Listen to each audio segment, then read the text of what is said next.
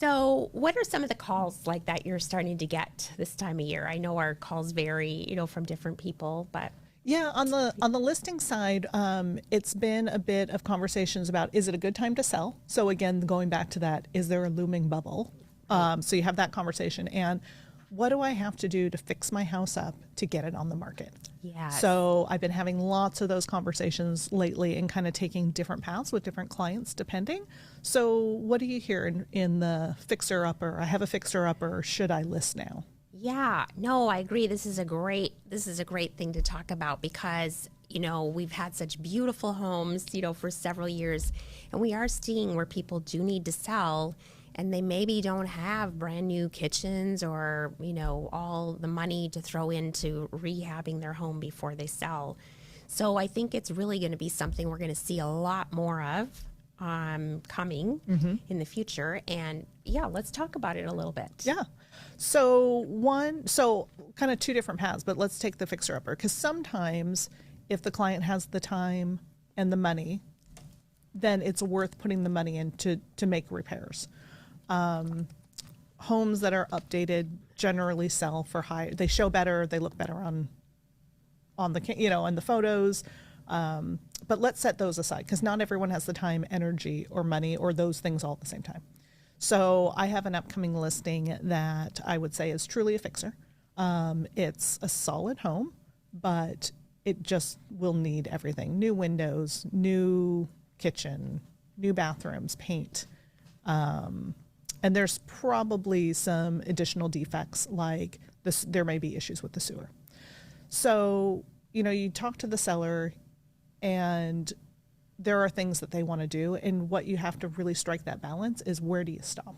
So when you're having that conversation on what's going to bring value that a buyer is going to be able to look past, depending on the neighborhood, the price point, and where do you stop? Right. So that's kind of where I start with clients. How about you? Yeah.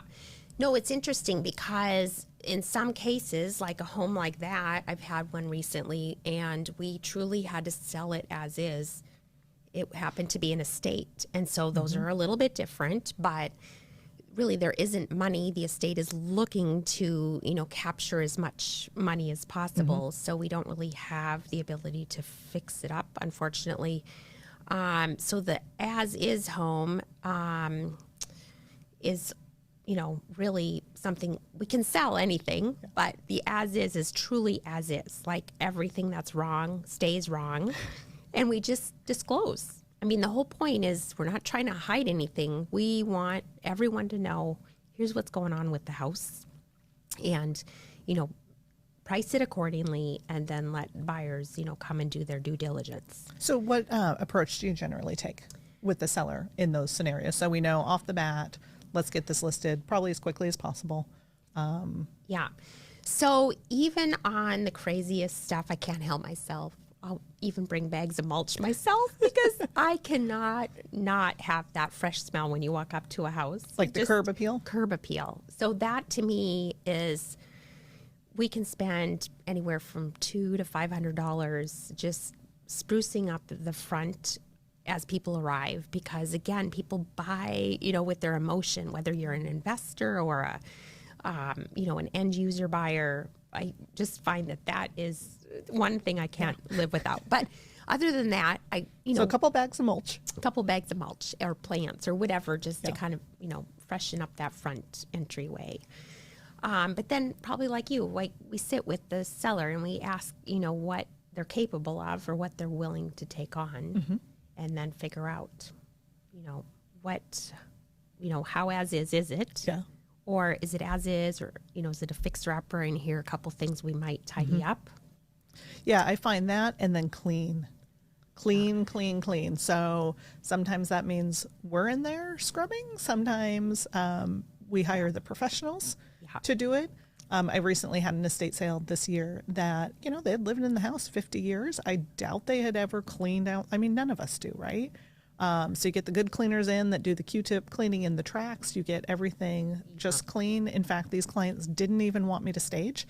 They just didn't understand why we would do that. They felt the house was at the level that don't put that effort in, which was interesting because that's another side note. I think a lot of times sellers will be more down on their homes because they're familiar with it, or it was an estate sale. It was the family home. And I find that people undervalue and underestimate what their home is worth.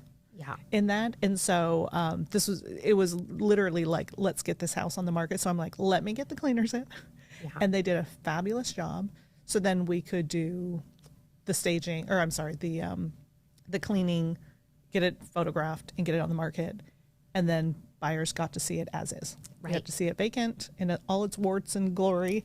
And we still got 12 offers. Yeah. On that house. Yeah. I think that's really true because the clean has a smell, but it also is great when people walk in, they're not distracted by dust and grime and this and that. And then if there are things in the house, then I usually have people put them in the garage or get a storage unit and move everything that they can. Yeah. That's possible to move out because we do want to declutter and, like you said, clean. Yeah. Clean. Yeah. Yeah.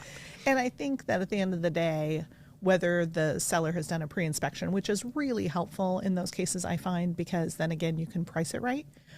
You don't have to negotiate repairs after the contract with the buyer. So if you do a lot of that up front, you disclose, like you mentioned, provide that information to the buyer, then you know how to price it correctly. So there was a situation not too long ago that after we did the pre-inspection, we had already talked about price, and then we had the pre-inspection and it needed some stuff. And one of those things was a new roof.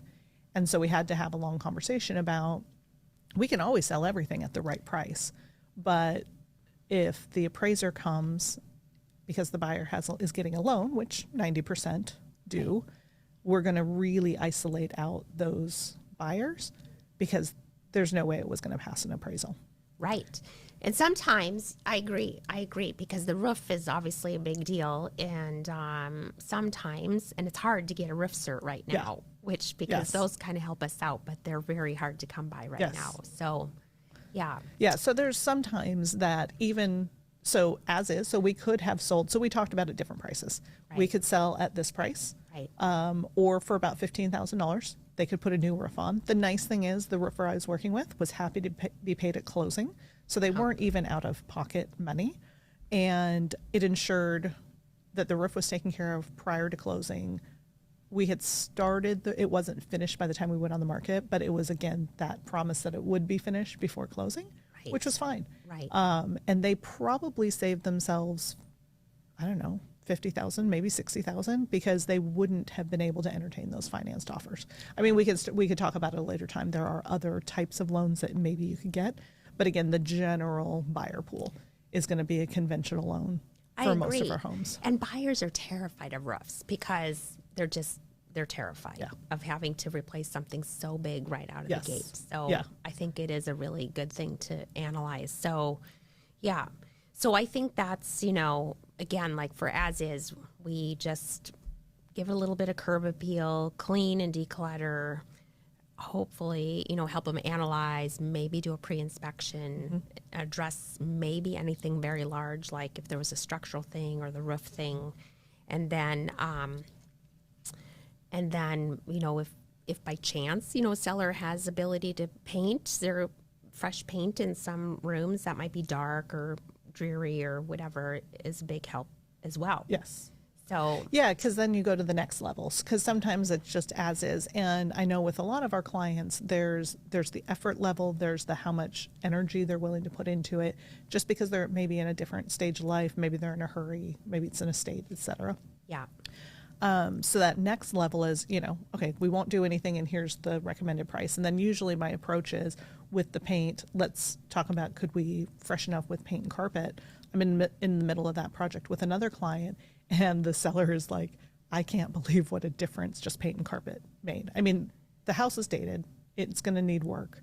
Yeah. But that smell, you mentioned smell, that's such a huge thing. It totally changed the smell. I think paint and carpet smell might not be good for us. No, but I call it the $10,000 smell, because people walk in and they're like, oh, it's been freshly touched. Yep. And so there's just something that knowing that a seller has done something that, totally gives value. And it's that cleanness. Yeah. Fresh surfaces. So I would say it's probably a $30,000 or $40,000 value, but yes, Yeah. totally agree that that's the next step, even if you don't do anything else. And that's what we're going to do on this. It's been a rental for 25 years. Yeah. Let's just do the value of putting the carpet in and doing the paint will pay itself back tenfold. Yeah. In this particular case. But had she not wanted to, that's fine too, because we can, again, sell anything. Yeah. It's just, do you have the time and the energy to want to do that? Yeah. And so again, I think as we see too, just kind of some of the buyers that are coming out, like I had one recently and she was as is, she was, an older lady and she was so excited to move into assisted living and beyond excited to be back with people and everything. And so she lived in this house for a long time. And so it truly was as is. I mean, I cleaned around her, but that was it, trying to get the buyers, to just accept that, in that condition. So wallpaper and gold. Yeah. And all. Well, flowery wallpaper and all that type of thing. So, but price in that case definitely was the key, and that helped her, have a successful sale. Absolutely. Yeah. Yeah, I think that especially you and I both work with a lot of estates, older clients, and really showing them where their house fits into the, into the market. And so many of them are sitting on so much equity that they just want to move on. They just want the equity and move on. But as we'll talk about in a little while too, is what you don't want to do is mistake giving away equity to a quick sale, a cash investor, someone who's sending you letters like, we all get, I have some with me, we all get the letters, I'll buy your house and make it so easy.